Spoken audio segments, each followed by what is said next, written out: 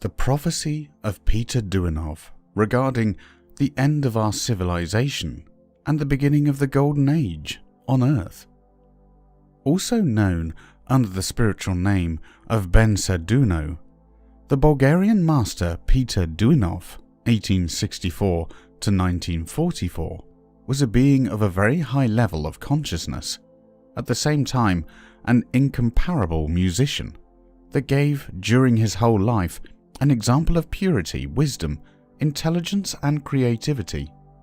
For years, he was established close to Sofia, where he lived surrounded by numerous disciples. He, by his radiance, awakened the spirituality of thousands of souls in Bulgaria, as well as the rest of Europe. Some days before his departure to the other world, he was in a profound, mediumistic trance. He made an extraordinary prophecy in regards to our troubled epoch that we are crossing today. A prophecy about the end of time and the coming of a new golden age of humanity. Here is this deeply moving testament. It is current and so vibrant that one doubts that these words were spoken almost 60 years ago. During the passage of time, the consciousness of a man traversed a very long period of obscurity. This phase, which the Hindus call Kali Yuga, is on the verge of ending. We find ourselves today at the frontier between two epochs, that of Kali Yuga and that of the new era that we are entering. A gradual improvement is already occurring in the thoughts, sentiments and acts of humans, but everybody will soon be subjugated to divine fire that will purify and prepare them in regards to the new era. Thus man will raise himself to a superior degree of consciousness, indispensable to his entrance to the new life. That is what one understands by ascension. Some decades will pass before this fire will come, that will transform the world by bringing it a new moral. This immense wave comes from cosmic space and will inundate the entire Earth. All those that attempt to oppose it will be carried off and transferred elsewhere. Although the inhabitants of this planet do not all find themselves at the same degree of evolution, the new wave will be felt by each one of us, and this transformation will not only touch the Earth, but the ensemble of the entire cosmos. The best and only thing that man can do now is turn towards God and improve himself consciously, to elevate his vibratory level, as to find himself in harmony with the powerful wave that will soon submerge him. The fire of which I speak, that accompanies the new conditions offered to our planet, will rejuvenate, purify, reconstruct everything. The matter will be refined. Your hearts will be liberated from anguish, troubles, incertitude, and they will become luminous. Everything will be improved, elevated. The thoughts, sentiments, and negative acts will be consumed and destroyed. Your present life is a slavery, a heavy prison. Understand your situation and liberate yourself from it. I tell you this, exit from your prison. It is really sorry to see so much misleading, so much suffering, so much incapacity to understand where one's true happiness lies.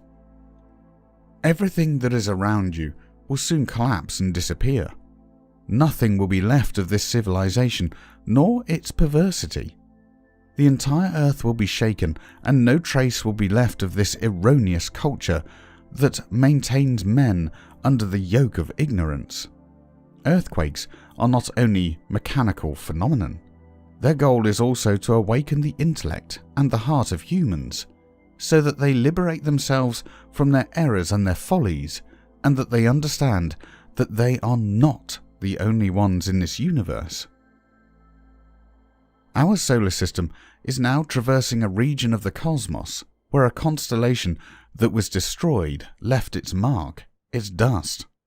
The crossing of a contaminated space is a source of poisoning, not only for the inhabitants of the Earth, but for all the inhabitants of the other planets of our galaxy.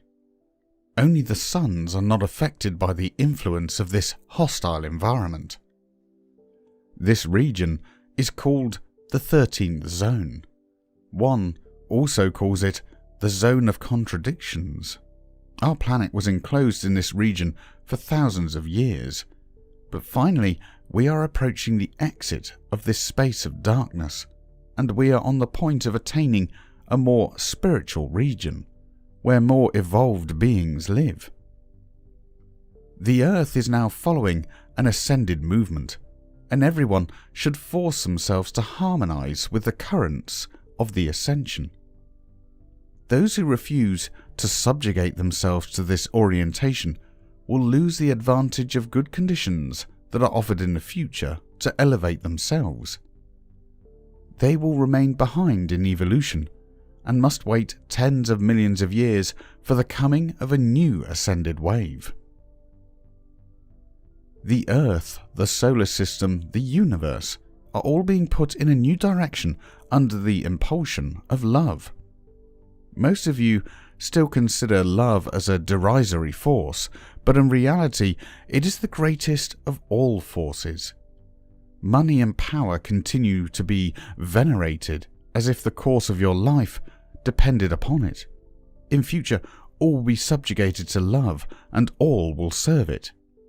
But it is through suffering and difficulties that the consciousness of man will be awakened.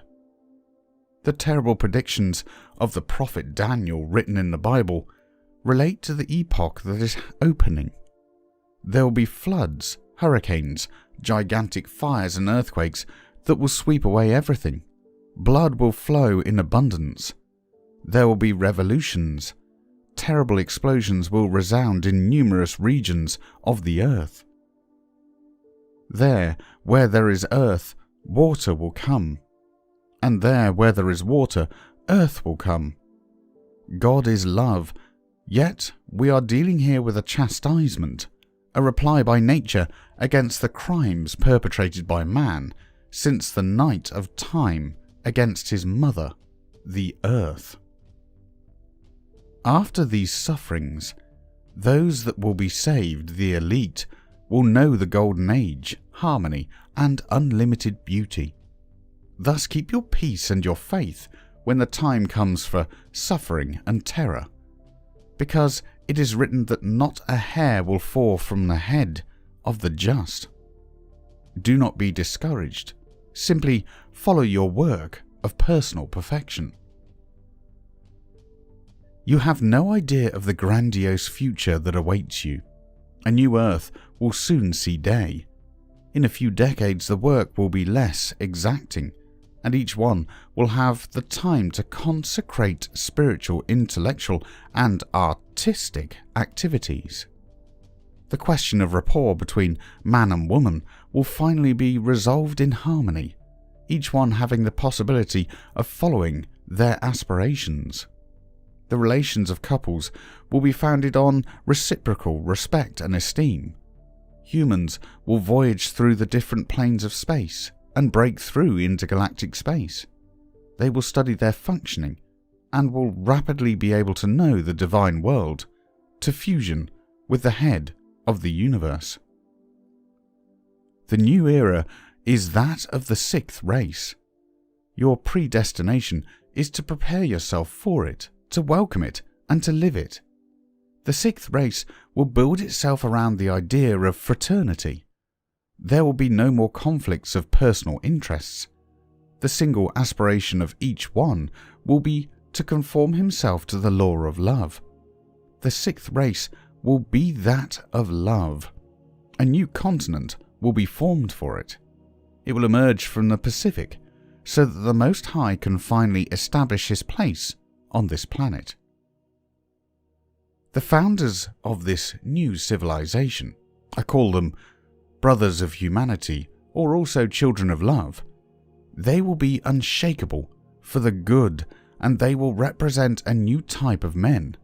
Men will form a family as a large body, and each people will represent an organ in this body. In the new race, love will manifest in such a perfect manner that today's man can only have a very vague idea. The earth will remain a terrain favourable to struggle, but the forces of darkness will retreat and the earth will be liberated from them. Humans, seeing that there is no other path, will engage themselves to the path of the new life, that of salvation. In their senseless pride, some will, to the end, hope to continue on an earth, a life that the divine order condemns. But each one will finish by understanding that the direction of the world doesn't belong to them. A new culture will see the light of day. It will rest on three principal foundations: the elevation of woman, the elevation of the meek and humble, and the protection of the rights of man. The light, the good, and justice will triumph. It is just a question of time. The religions should be purified. Each contains a particle of the teaching of the Masters of Light, but obscured by the incessant supply of human deviation. All the believers will have to unite and to put themselves in agreement with one principle, that of placing love as the base of belief, whatever it may be. Love and fraternity that is the common base.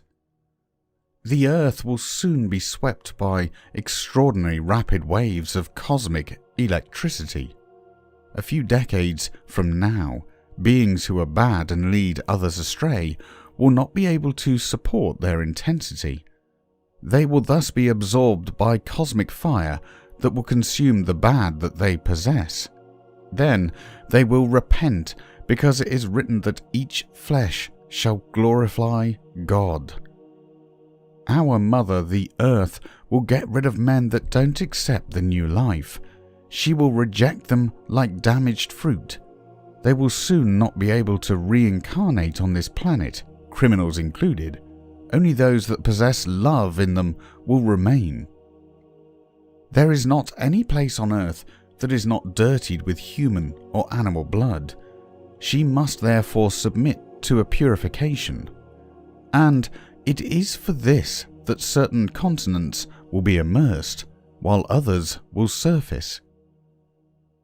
Men do not suspect to what dangers they are menaced by. They continue to pursue futile objectives and to seek pleasure. On the contrary, those of the sixth race will be conscious of the dignity of their role and respectful of each one's liberty.